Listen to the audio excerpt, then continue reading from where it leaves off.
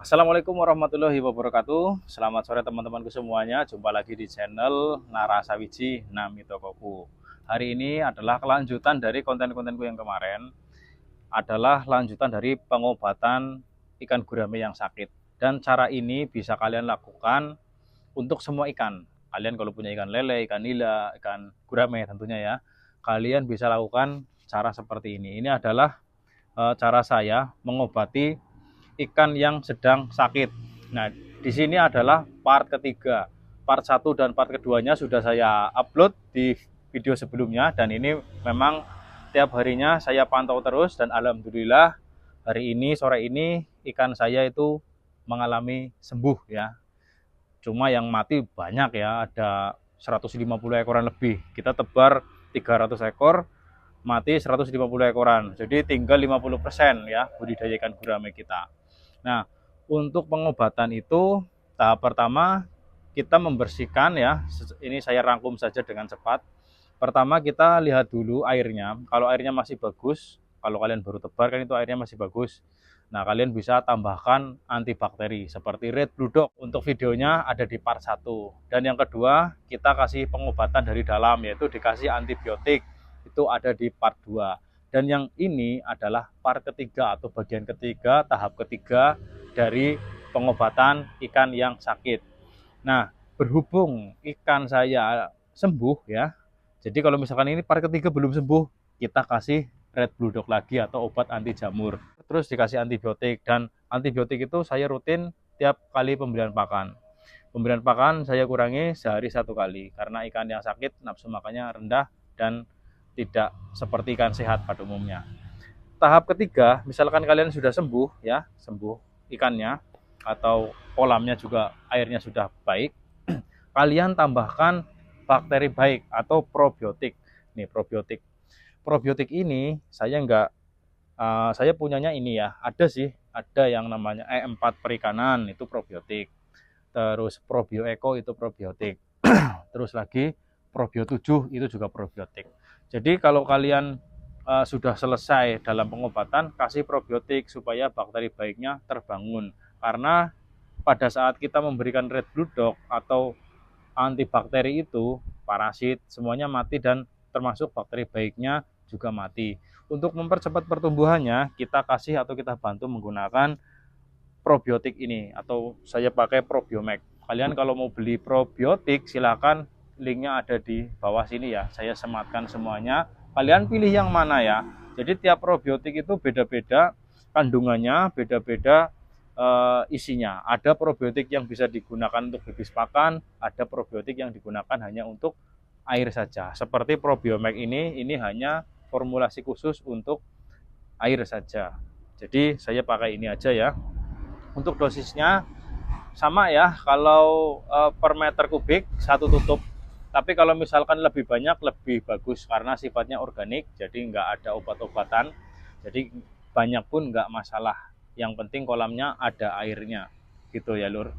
Oke, kita langsung saja praktekkan. Saya pakai Probiomax ya dari Bluecor seperti ini dan alhamdulillah bisa ya. Dan probiotik ini kalian bisa lakukan untuk seperti ini, perawatan air, pencegahan penyakit bisa kalian lakukan rutinitas kayak seminggu sekali atau sebulan sekali atau 2 minggu sekali kolam kalian kasih probiotik atau juga saat sebelum tebar. Nah, saya sering kasih probiotik itu. Nah, sebelum tebar bibit atau untuk pematangan air kalian bisa memberinya probiotik, bisa seperti ini E4, silakan adanya apa silakan pakai saja. Atau kalau misalkan sebelum tebar kalian nggak pengen beli-beli kayak gini ya, harganya lumayan mahal sih ya, kalian bisa menggunakan probiotik alami seperti air kolam yang masih sehat itu ada probiotiknya, atau menggunakan ekstrak kotoran kambing yang dimasukkan ke karung, ditali secara kencang lalu dicelup-celupkan seperti teh celup, nanti akan keluar sarinya dan itu bisa digunakan untuk probiotik untuk pematangan air supaya air cepat jadi, bisa ditebari air, bisa ditebari bibit ikan dan ikannya sehat. Nah, kurang lebih pengantarnya seperti itu. Kita langsung saja praktekkan seperti apa sih cara pemberian probiotik ke kolam kita. Nah, pertama tentu probiotik itu sendiri dan yang kedua adalah nih air ya, 1 ember air seperti ini. Gitu. Kalian tinggal masukkan saja beberapa tutup. Kalau misalkan segini ya 10 tutup ya. Kalau saya 10 tutup untuk pengobatan. Nanti kalau misalkan terlalu banyak, kalian bisa menggunakan probiotik ini untuk kolam lain. Atau misalkan kalian diendapkan lagi, terus dikembangkan, kasih molase nanti untuk harian ya gitu. Jadi kita harus hemat tentunya ya dalam menggunakan probiotik, apalagi probiotik yang beli seperti ini harganya mahal. Kalau misalkan kita jor-joran pakainya, tentu biaya akan semakin membengkak gitu ya lur ya. Jadi nggak masalah misalkan lebih buat besok lagi nggak apa-apa, malah bagus diendapkan, malah bakterinya tambah banyak dan kita bisa gunakan seperti itu 3 hari sekali atau seminggu sekali di kolam, ditebar-tebarkan aja. Nanti prakteknya seperti ini ya. Oke, pertama sudah saya bilang tadi ya, kita siapkan ember untuk mengencerkan probiotiknya atau bakterinya. Kalian juga bisa menambahkan molase untuk menghemat dari pemakaian probiotik ini. Tapi kali ini saya nggak pakai molase, langsung aja karena sifatnya untuk pengobatan dan untuk penambahan. Ini lumayan baunya ya, kayak gitulah, nggak enak. Ya. 10 tutup. 1, 2, 3, 4, 5, 6, 7, 8, 9, 10. Oke, 10 tutup nih. Seperti biasa kita aduk-aduk dulu ya lur ya, aduk-aduk dulu supaya merata gitu ya. Aduk-aduk. Gak apa-apa, kita diamkan aja dulu, diamkan kurang lebih ya 5 sampai 10 menit. Jangan langsung dilempar ke kolam ya. Oke lur, sambil nunggu probiotiknya jadi ya, kita ke kolam ikan gurame saya di sini ya. Nah, tetap masih ada yang mati ya, cuma tinggal beberapa ekor saja, 1, 2, 3, 4, 5, 6 ekor.